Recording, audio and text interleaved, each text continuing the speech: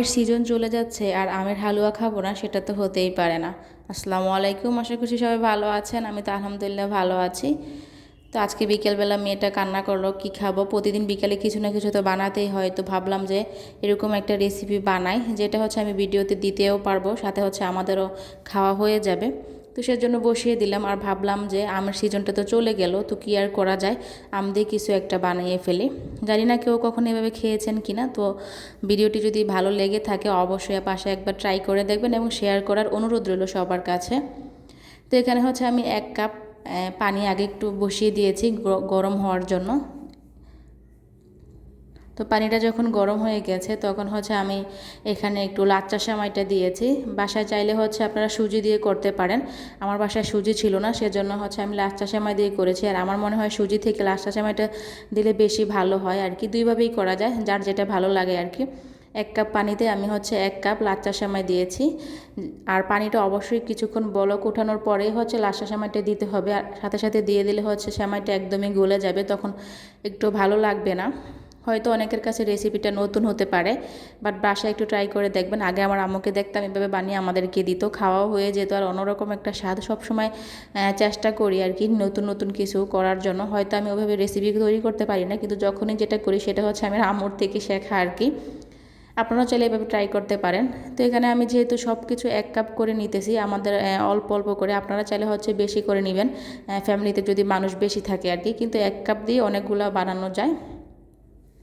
আর অবশ্যই ভিডিওটি শেষ পর্যন্ত দেখবেন, আশা করছি যদি ভালো লেগে থাকে আপনাদের একটু বাসায় ট্রাই করে দেখবেন আর কি। তো এখানে হচ্ছে কিছুক্ষণ আমটা নাড়ানোর পরে আমি এখানে একটু জাল করে দুধ রেখেছিলাম আগে, সেই দুধটাও দিয়েছিলাম। অবশ্যই গরুর লিকুইড দুধটা দিবেন, দিলে আর কি ভালো হবে।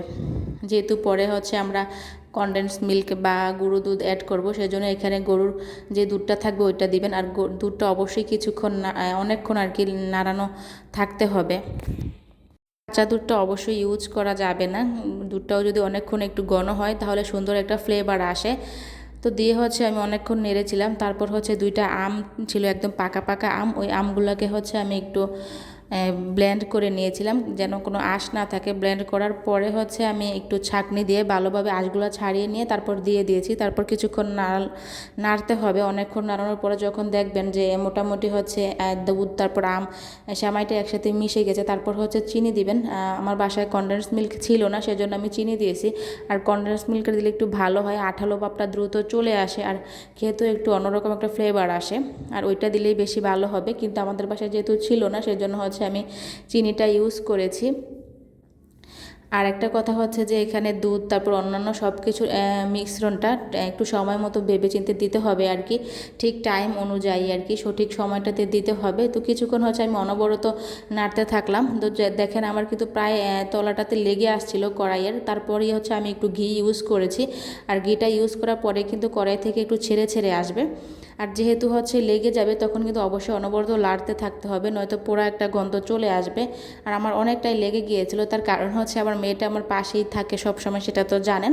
ওর দিকে নজর দিতে গিয়ে হচ্ছে আমার অনেকটা লেগে গিয়েছিল। যাই হোক, এখানে আমি ঘিটা দিয়ে অনবরত নাড়তে থাকলাম। আর দেখেন কত সুন্দর একটা কালার চলে আসছে। আর যখন আমটা দিবেন তখন খুব সুন্দর একটা ফ্লেভার আসবে। আম দেওয়ার পরে আর এক্সট্রা কিছু ইউজ করা লাগে না, আমের খুব সুন্দর একটা ফ্লেভার আসে। আর অবশ্যই সবাই চেষ্টা করবেন পাকা আম ইউজ করার জন্য। আমি এখানে হচ্ছে রূপালি যেই পাকা আমগুলো থাকে ওই আমটা ইউজ করেছি।